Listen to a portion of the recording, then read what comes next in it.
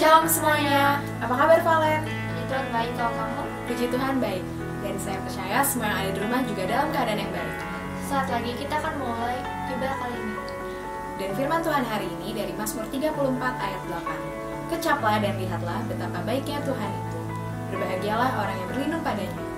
Mari siapkan hati dan pikiran kita, karena saya percaya dalam hadiratnya pasti ada mujizatnya. Selamat beribadah dan Tuhan Yesus memberkati. Salam RPD.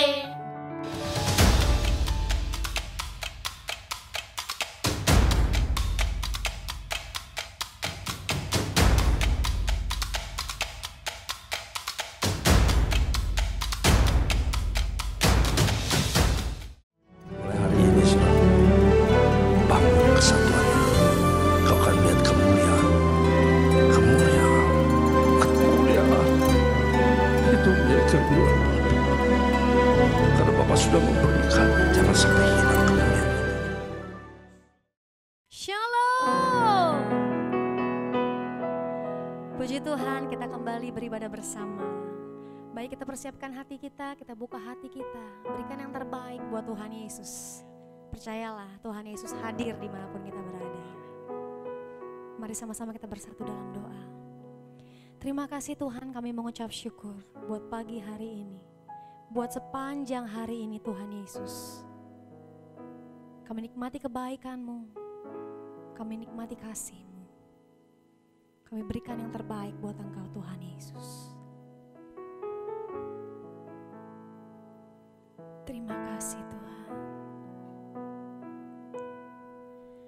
You hold my every moment. You calm my raging seas.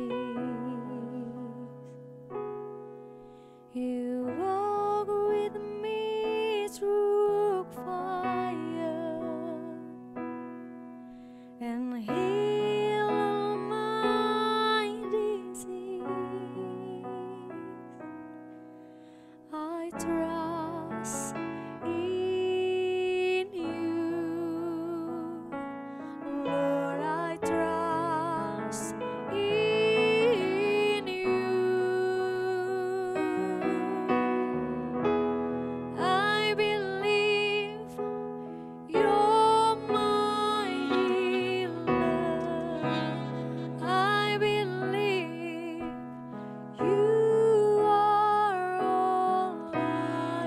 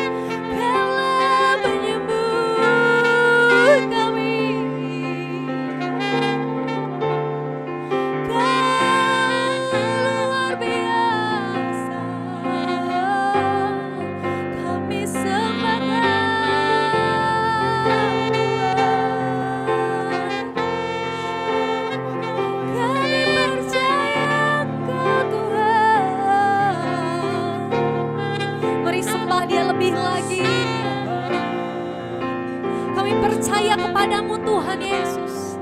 Kau penyembuh kami, Kau pemulih kami. Tidak ada yang seperti Engkau.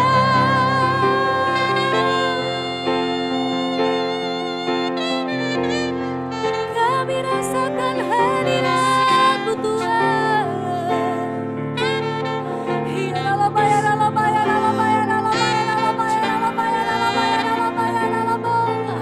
Hanya Engkau yang layak terima pujian, hanya Engkau yang layak terima hormat. Sembah Dia, sembah Yesus.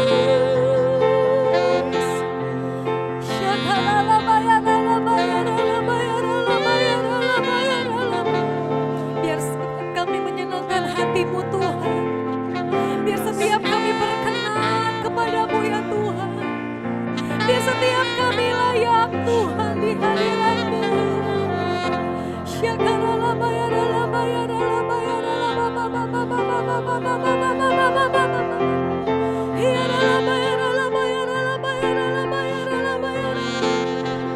Kami cinta Engkau Tuhan. Kami hanya percaya kepadamu.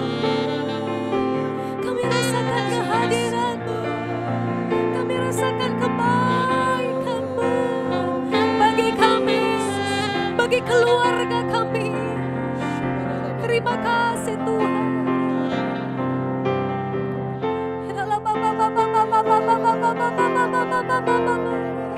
Terus tinggikan Dia, terus layakkan Dia. Dia layak terima pujian, Dia layak terima penyembahan. Sebab tidak adalah yang seperti Yesus Tuhan. Syakaralah Bapa.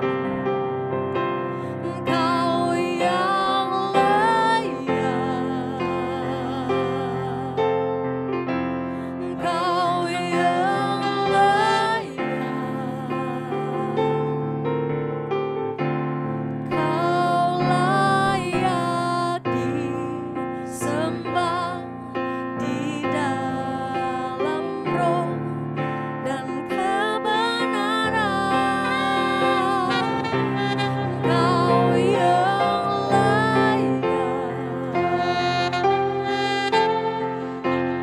Kau yang layak,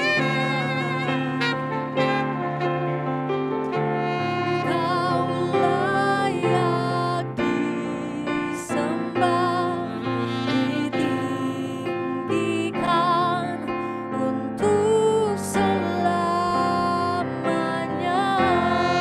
Lebih lagi nyatakan, Kau layak, Kau yang layak, Kau yang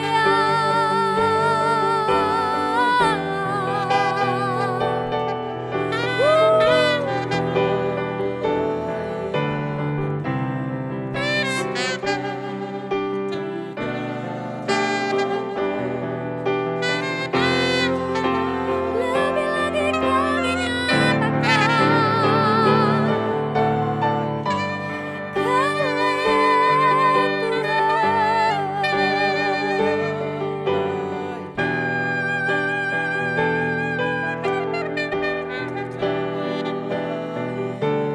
disembah,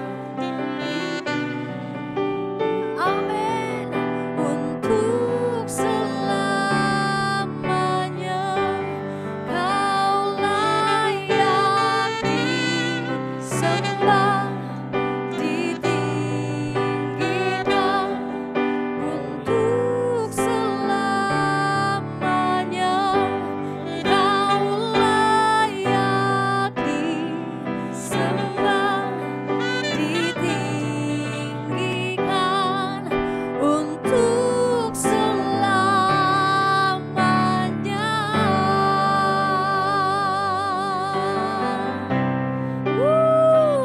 Engkau layak, Engkau besar.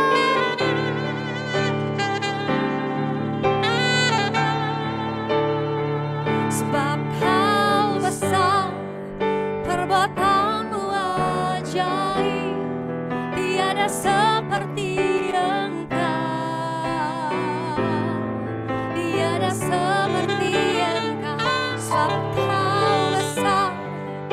Perbuatanmu ajaib, tiada seperti Engkau, tiada seperti Engkau. Cuma Tuhan sendiri nyatakan, sebab Kau ajaib. Lebih lagi nyatakan, tiada seperti Engkau.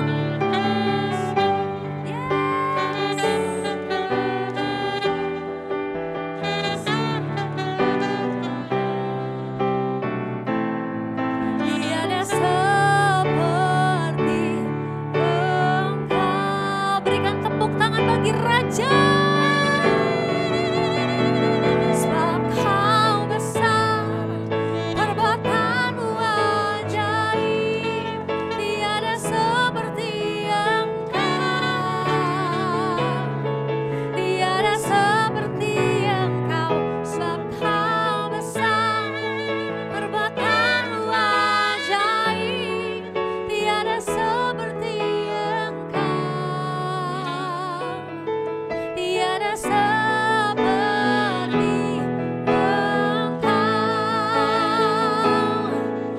Engkau, tiada seperti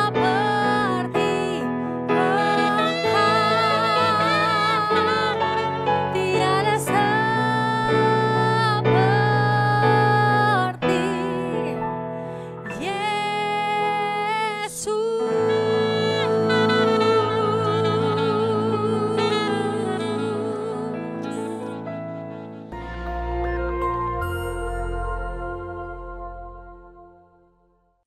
Shalom saudara, tema kali ini kita akan membahas tentang hidup dan cara kematian orang Kristen. Tidak sedikit orang percaya, khususnya para pelayan Tuhan yang setia, berpulang karena serangan wabah COVID-19. Kemudian banyak orang bertanya, apa yang salah? Kenapa? Kok bisa? Orang seringkali mengaitkan cara kematian seseorang dengan kehidupannya. Kematian adalah hal yang tidak terhindarkan dari kehidupan semua makhluk hidup di dunia termasuk manusia. Ada dua pandangan, yaitu yang pertama pandangan orang yang saleh pasti meninggal dengan cara terhormat, seperti mati dengan tenang, tidak menderita kesakitan, saat-saat terakhir dengan kondisi baik. Pandangan yang sebaliknya yaitu orang yang berdosa besar. Mereka meninggal dengan cara yang hina, maksudnya matinya menderita, sendirian di saat-saat terakhir dan mengenaskan meninggal karena kecelakaan atau korban kriminal. Benarkah kedua pandangan tersebut? Tentu saja pandangan tersebut salah. Alkitab mencatat Tuhan Yesus sendiri diperhadapkan dengan pertanyaan dan situasi yang mirip. Dalam Lukas 13 ayat 1 sampai dengan 5 terjadi peristiwa matinya peziarah di Yerusalem yang dibunuh oleh Pilatus. Dan darahnya dicampur dengan korban darah yang akan dipersembahkan. Peristiwa yang kedua adalah orang-orang Galilea mati tertimpa menara dekat Siloam. Dua peristiwa ini membuat orang-orang bertanya, dosa besar apa yang telah dilakukan oleh kedua kelompok ini? Hingga mereka meninggal dengan cara yang mengenaskan. Saat itu juga Yesus menegur mereka bahwa hal itu terjadi bukan karena mereka lebih berdosa. Dosa dan kesalahan atau konsekuensi yang dibuat oleh manusia bisa saja mengakibatkan penderitaan dan mati dengan mengenaskan. Tetapi mengatakan semua orang yang mati dengan tidak enak dan mengenaskan adalah orang yang lebih berdosa, itu pendapat yang salah. Apalagi mengaitkan dengan kualitas kerohanian mereka. Tuhan Yesus mengajarkan di Lukas 13 ayat 1 sampai dengan 5. Yang pertama, cara mati seseorang tidak menunjukkan kualitas hidupnya. Mungkin saja orang yang berdosa bisa mati atau meninggal dengan cara yang tidak enak dan menderita. Tetapi bukan selalu bila seseorang meninggal dengan cara yang tidak enak, artinya pasti karena ada dosa besar yang dilakukan. Jangan mengaitkan cara kematian seseorang dengan kualitas hidupnya. Yesus berkata dengan tegas, jikalau tidak bertobat bisa binasa dengan cara yang tidak enak, bahkan menderita untuk selama-lamanya. Yesus menekankan bahwa penting diperhatikan adalah pertobatan, bukan cara meninggal seseorang. Yang kedua, kualitas hidup seseorang akan berkonsekuensi pada kekekalan. Selain pertobatan, hal yang sama penting adalah menghasilkan buah-buah dalam hidup. Perhatikan perumpamaan pemilik kebun anggur dalam Lukas 13 ayat 6 sampai dengan 9. Si pemilik kebun anggur mengetahui bahwa ada pohon anggur yang tidak berbuah dan ia memberi perintah untuk ditebang. Namun si pengelola kebun meminta kesempatan untuk pohon itu dibiarkan hidup. Dan jika sudah diberi kesempatan masih tidak berbuah, pohon itu segera ditebang. Maksudnya adalah kita masih hidup. Artinya kita diberi kesempatan untuk mengalami pertobatan dan menghasilkan buah. Jika tidak, kita akan dibinasakan. Waktu yang Tuhan berikan harus kita responi dengan pertobatan dan berbuah. Saudara, jangan salah fokus dengan mempertanyakan bagaimana cara seseorang meninggal. Sebaiknya kita meresponi kesempatan hidup yang Tuhan berikan. Yang pertama, kita fokus pada pertobatan dan menjalani hidup yang menghasilkan buah, agar kita tidak mengalami hukuman dan penderitaan kekal. Yang kedua, tidak ada hubungan langsung antara cara seseorang mati dengan kerohanian yang dijalani selama hidupnya. Yang ketiga, cara orang percaya mati adalah kedaulatan Tuhan yang tidak dapat diselami oleh manusia. Tetaplah percaya dan serahkan diri kepada Tuhan. Percayalah, tidak ada keputusan Tuhan yang salah. Saudara, kita tidak boleh menilai bahkan menghakimi seseorang melalui cara kematiannya. Sebagai contoh, memperkatakan sudah rajin beribadah, berpuasa, berbahasa roh, kok bisa mati karena COVID-19?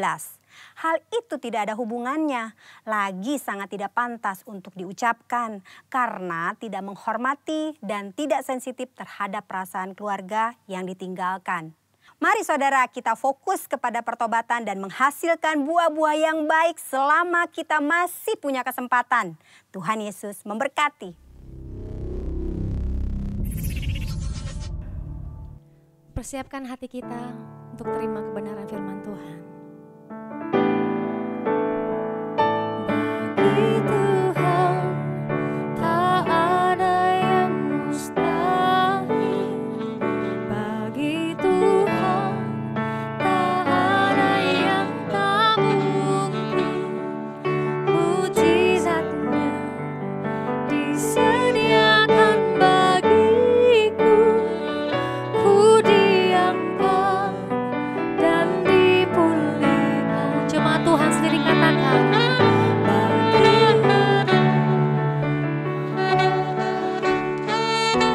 Kami percaya.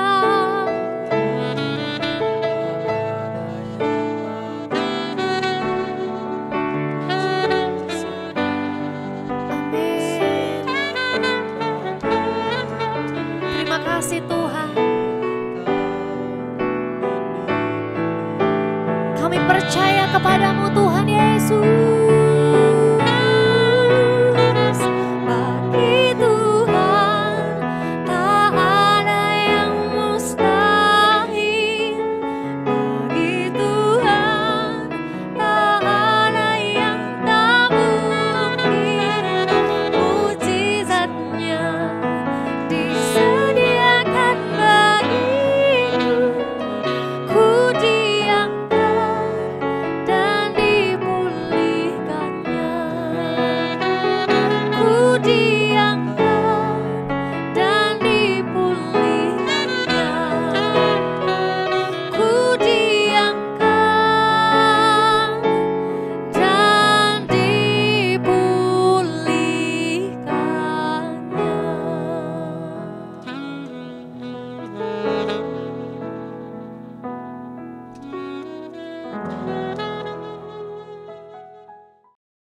Salam sejahtera bagi kita semua, Bapak Ibu dimanapun Bapak Ibu menyaksikan tayangan online ini. Senang sekali kita punya waktu untuk kembali merenungkan firman Tuhan. Dan saya berdoa agar firman Tuhan hari ini terus memberi kekuatan dan pengharapan ya bagi setiap kita dimanapun kita berada.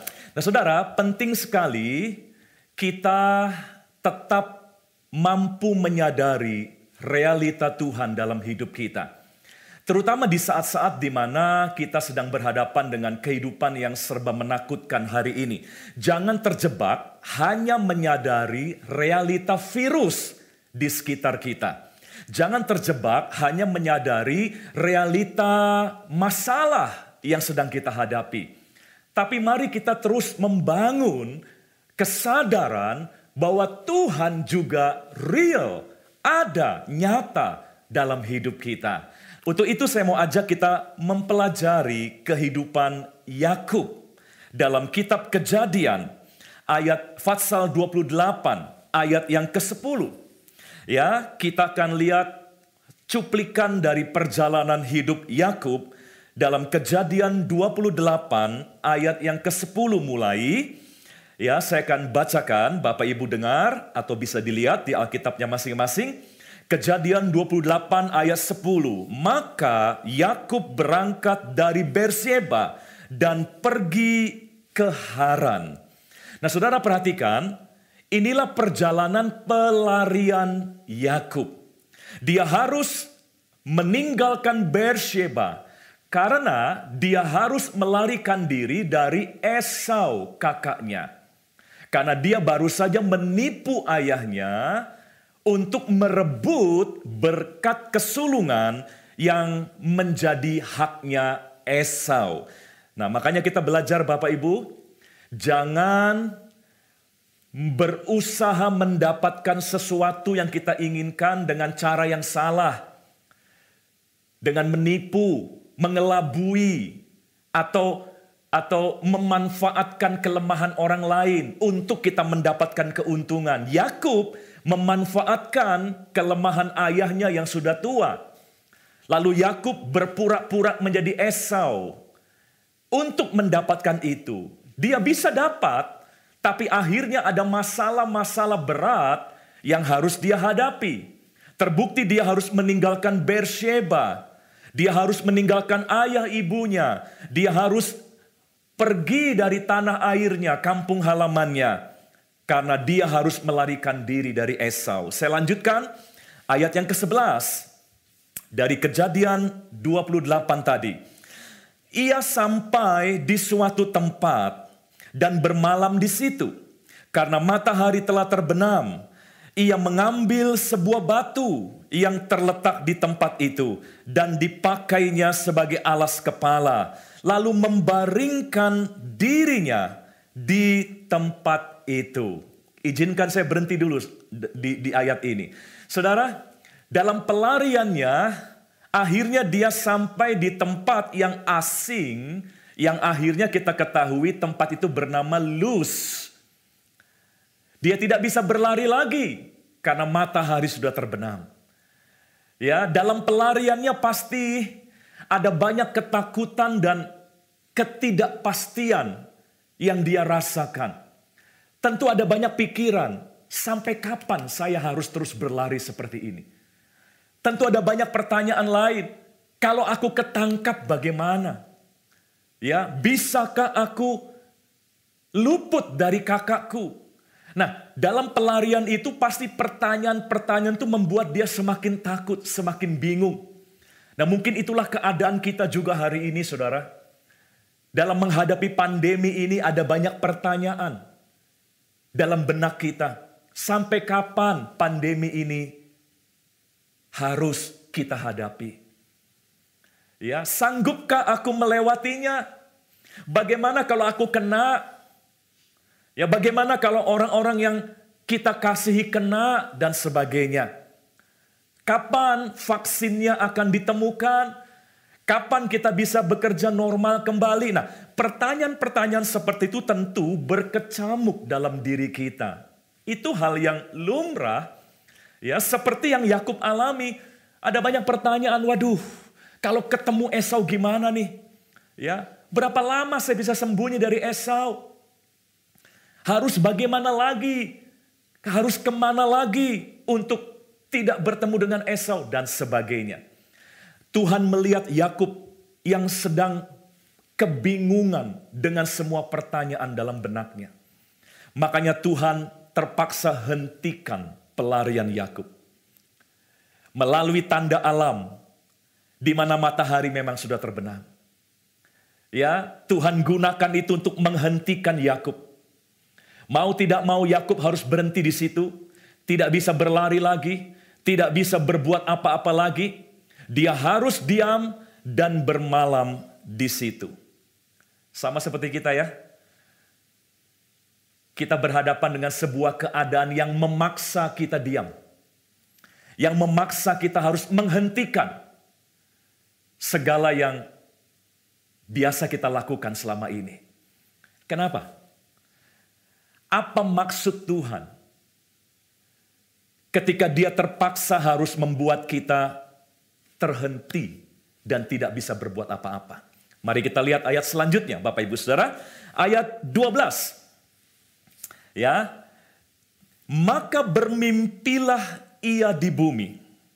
Ada didirikan sebuah tangga. Bermimpilah ia, di bumi ada didirikan sebuah tangga yang ujungnya sampai di langit. Dan tampaklah malaikat-malaikat Allah turun naik tangga itu. Saya teruskan ayat 13. Berdirilah Tuhan di sampingnya dan berfirman, Akulah Tuhan Allah Abraham nenekmu dan Allah Ishak. Tanah tempat engkau berbaring ini akan kuberikan kepadamu dan kepada keturunanmu. Ayat 14, keturunanmu akan menjadi seperti debu tanah banyaknya. Dan engkau akan mengembang ke sebelah timur, barat, utara, dan selatan. Dan olehmu serta keturunanmu semua kaum di muka bumi akan mendapat berkat. Ketika Tuhan sudah menghentikan Yakub, dan Yakub mau tidak mau juga harus berhenti, lalu dia tertidur, apa yang Tuhan lakukan? Tuhan mewahyukan dirinya melalui sebuah mimpi. Tujuannya adalah agar Yakub menyadari bahwa Tuhan masih ada dalam hidupnya.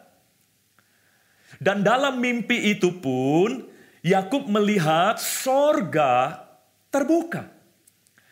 Di mana malaikat turun naik, aktif, bekerja, ya, melakukan banyak hal dari sorga untuk mereka yang ada di bumi. Nah Bapak Ibu Saudara, inilah yang Tuhan juga bisa lakukan bagi kita hari-hari ini. Tidak kebetulan kalau memang terpaksa kita nggak bisa berbuat banyak hal di masa-masa ini. Ya, mungkin dan saya yakin Tuhan juga akan melakukan hal yang sama. Dia mau mewahyukan dirinya untuk kita. Mari gunakan waktu-waktu di mana kita memang lebih banyak terpaksa harus berdiam diri di rumah dan sebagainya untuk mendapatkan sebanyak mungkin kesadaran akan realita Tuhan dalam hidup kita. Kalau kita terus aktif bekerja, biasanya kita hanya menyadari realita pekerjaan kita. Realita aktivitas kita, realita tantangan-tantangan yang ada dalam pekerjaan kita. Itulah sebabnya mungkin Tuhan perlu menghentikan kita sejenak hari-hari ini. Jadi saya mau ajak kita untuk menganggap masa-masa di mana kita harus banyak diam ini bukanlah sesuatu yang kita anggap sebagai hukuman Tuhan, tidak. Ya, ini bukan masa-masa di mana Tuhan sedang berbuat kejam dan menyengsarakan kita, tidak. Saudaraku, tidak pernah ada maksud buruk dari hati Tuhan untuk kita umatnya. Yang manfaatkan justru untuk membangun kesadaran akan realita Tuhan. Ya, karena jujur saudaraku, di tengah kesibukan kita seringkali kita kehilangan kesadaran akan Tuhan. Yang kita sadari adalah hanya pekerjaan kita saja, tantangan-tantangan kita, urusan-urusan kita, ambisi-ambisi kita. Itulah yang terus kita sadari selama ini. Makanya Tuhan mengajak kita berhenti sebentar untuk memikirkan tentang Tuhan. Dan luar biasa, ya, Yakub menyadari bahwa ternyata Tuhan ada. Dan sekali lagi, itu membangun kekuatan dalam diri Yakub.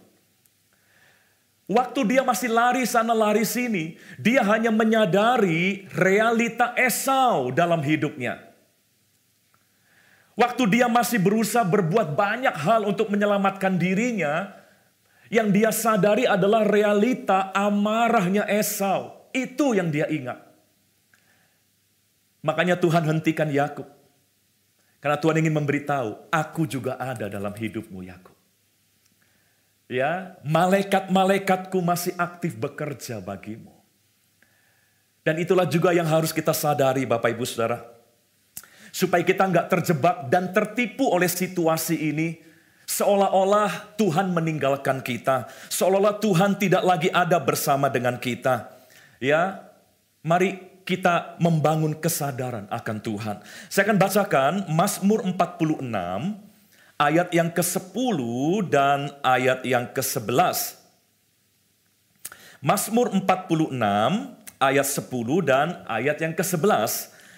Dikatakan demikian Bapak Ibu, diamlah dan ketahuilah bahwa akulah Allah, aku ditinggikan di antara bangsa-bangsa, ditinggikan di bumi. Lalu ayat 11 dikatakan, Tuhan semesta alam menyertai kita, kota benteng kita, ialah Allah Yakub. Jadi perintah pertama adalah diam dan ketahuilah. Ya, diam dulu, baru kita akan mengetahui bahwa akulah Allah, Tuhanlah Allah. Dan dikatakan Tuhan ditinggikan atau menguasai bangsa-bangsa. Tuhan berdaulat. Tuhan masih pegang kendali. Cuma kita nggak menyadarinya. Karena kita nggak bisa diam. Hari-hari ini pun mari tenangkan pikiran kita. Bukan cuma tenangkan fisik kita. Bukan cuma tenangkan badan kita. Tapi tenangkan juga pikiran dan hati kita. Untuk kita bisa mengetahui bahwa Tuhan tetap berdaulat dalam hidup kita. Dia tetap menyertai kita. Seperti kepada Yakub. Tuhan ingin beritahu Yakub, bukan cuma Esau yang ada dalam hidupmu. Aku juga ada dalam hidupmu. Bapak Ibu Saudara, mari jangan terjebak hanya menyadari realita masalah. Jangan terjebak hanya menyadari realita persoalan yang ada.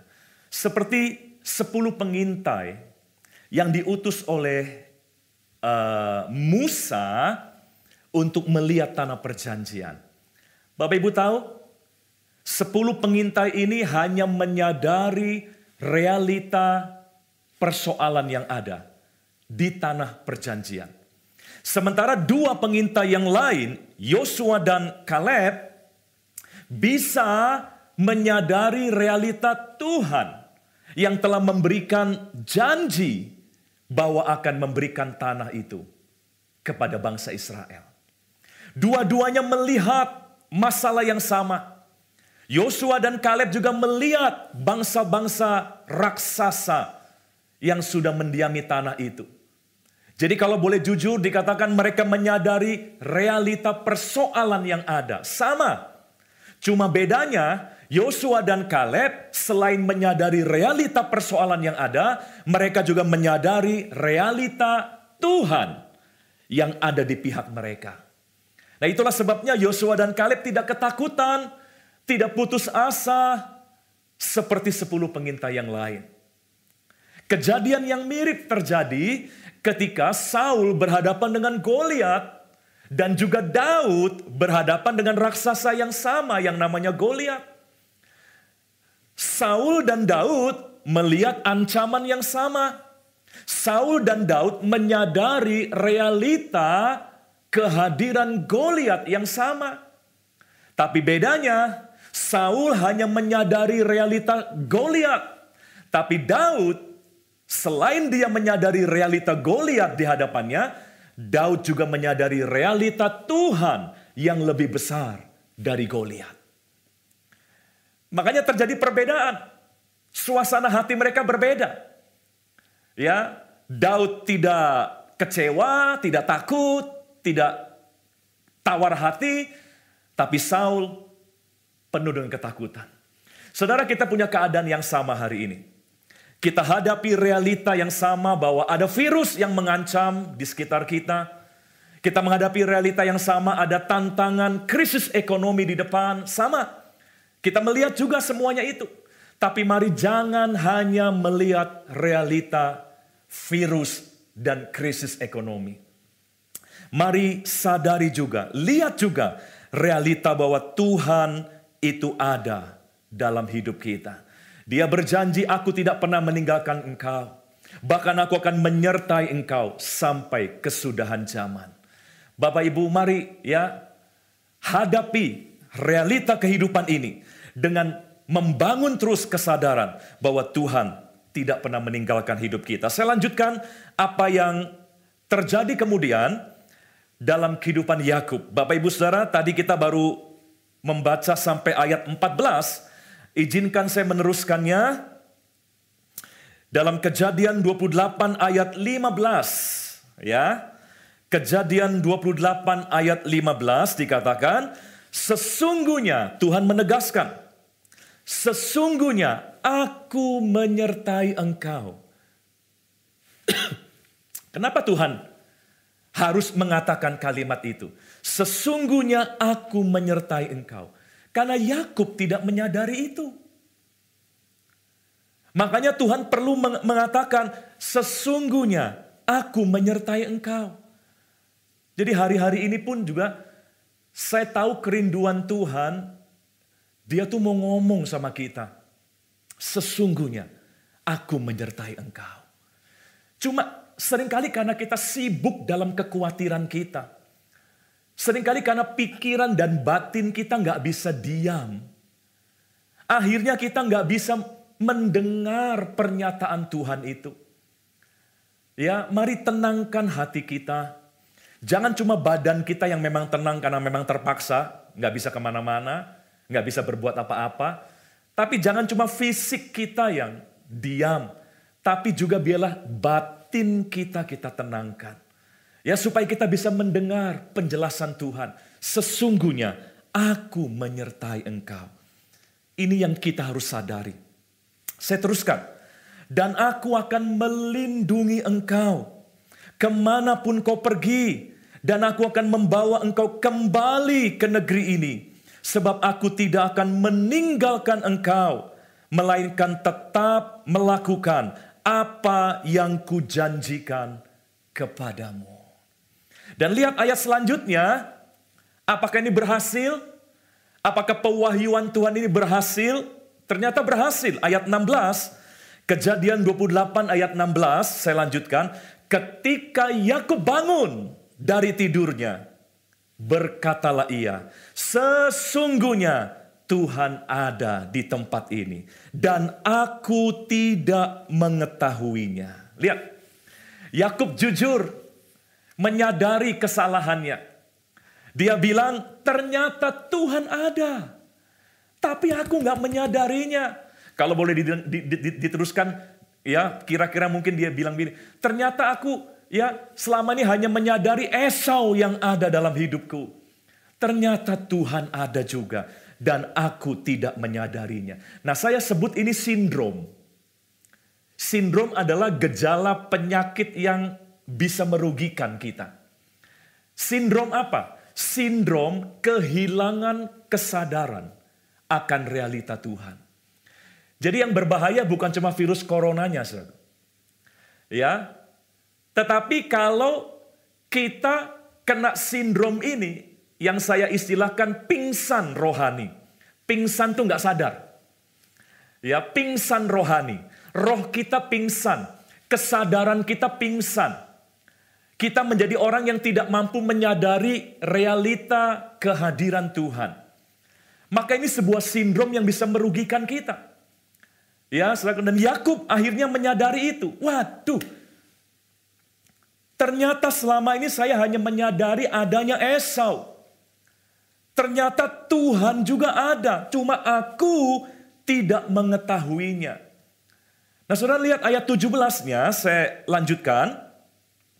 Kejadian 28 ayat 17-nya, ya, setelah ia menyadari bahwa Tuhan ada, setelah Yakub ya menyadari realita Tuhan dalam hidupnya, ayat 17, ia takut. Nah, sebetulnya bukan takut dalam arti negatif, tapi ia terkagum-kagum, awesome. Ya, ia takjub. Saudara, kalau engkau menyadari adanya Tuhan dalam hidup kita, maka kita akan punya perasaan kagum, takjub, bukan takut, bukan khawatir dan sebagainya. Ia takjub dan berkata, alangkah dahsyatnya tempat ini.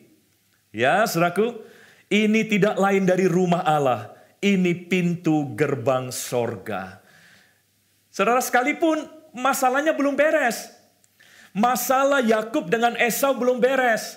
Tapi masalah Yakub dengan dirinya sendiri sudah beres. Bapak Ibu Saudara, memang masalah kita dengan COVID belum beres. Enggak tahu kapan beresnya. Banyak perkiraan bilang kita harus berdamai dengan COVID mungkin untuk jangka waktu yang cukup lama. 2-4 tahun katanya. Sampai vaksinnya ditemukan. Ya, sama seperti Yakub. Masalahnya dengan Esau belum beres. Tapi ketika dia sudah memiliki kesadaran akan realita Tuhan dalam hidupnya, maka masalah dia dengan kekhawatirannya, dengan ketakutannya, itu sudah beres.